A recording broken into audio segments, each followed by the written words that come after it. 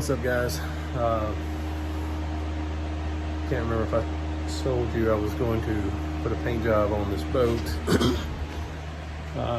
but I have decided to do a full restore, and so it's a 85 LeeCraft Skiff. On the paperwork, so I found the sticker as I was sanding it. But when I'd mentioned before that I've owned this boat before, and it had a title in Florida, and the title actually said LeeCraft.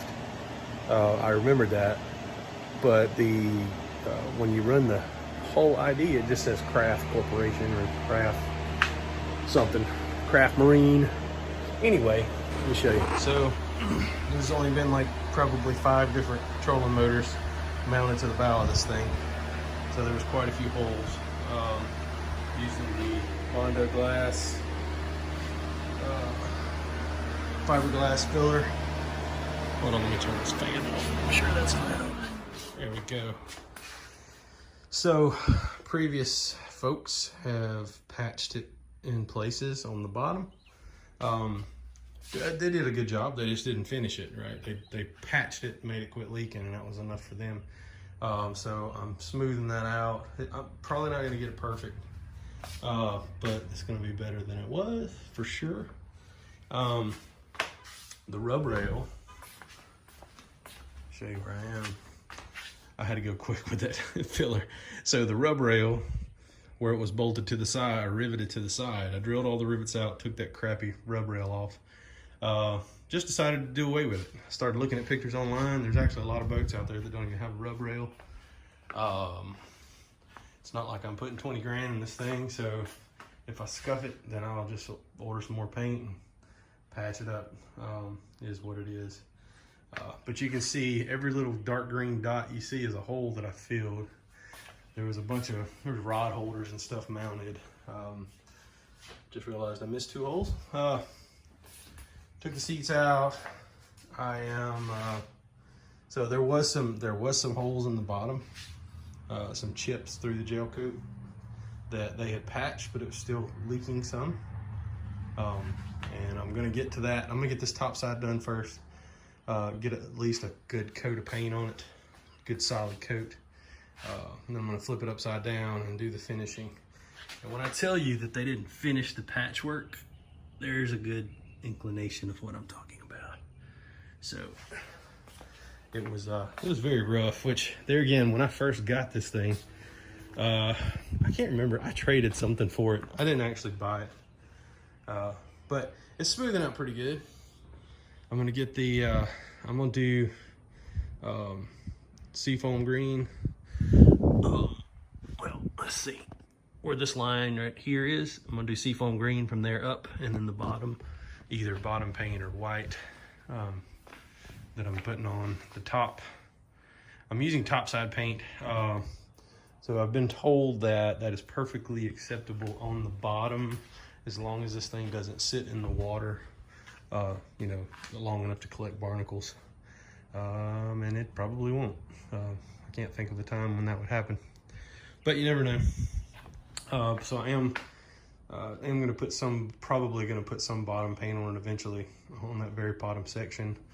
They say that bottom paint also helps with sealing any like real fine cracks that I may not find or may not see.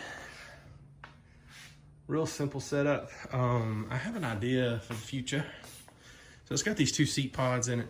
I like it, but I'm not sure I want to keep it. I'm actually, after I kind of get it back in a good, usable, and then, oh crap, got that on me, a good condition, I'm thinking of maybe extending this deck out to where this first seat pod is, and maybe taking both seat pods out and putting maybe a cooler seat or something in the center, running long ways this way to, let me back that up so you can see better. Yeah. So put a cooler seat maybe here. I don't know. I may leave it exactly like it is and just put a coat of paint on it and just rock it. There's a switch panel here, a whole bunch of holes there. that I am probably going to fill up. I just missed them. I want to just kind of make it a cool little skiff. I do think I'm going to put something across the back to mount something to. So probably gonna get some marine board, go across there, fiberglass it in, and not necessarily for a seat. And I may not do like straight across. I may continue this angle and just put me some corners so I got some room to put something here. I don't know. Like I said, may not do any of that. May just rock it like it is and call it good. Something I haven't done yet. I don't know how much of the foam is still good in this thing.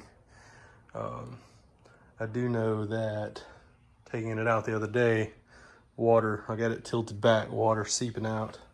So got it in the garage to keep it dry.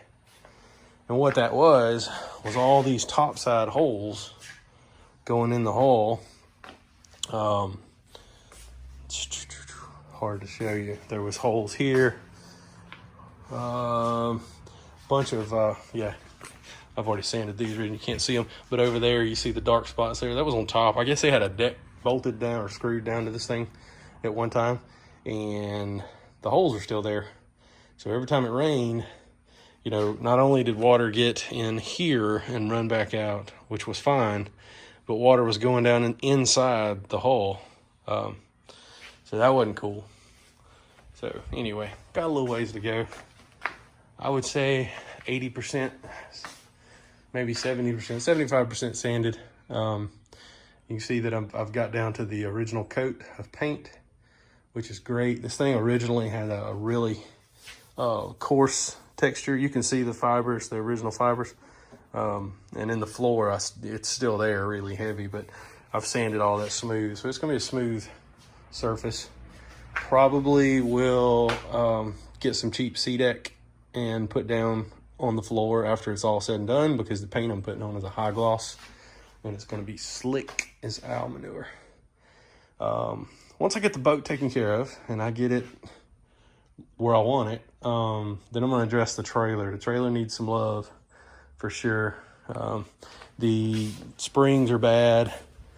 Let's see, I can't really show you, but the springs on this side are bad, so the trailer is actually leaning down, so I had to go underneath it and jack up that back corner so the boat would sit level for now. But if you go behind the trailer, which you can't right now, you'll see that it's like sitting like that because of the leaf spring being weak. All right, best update I got, guys.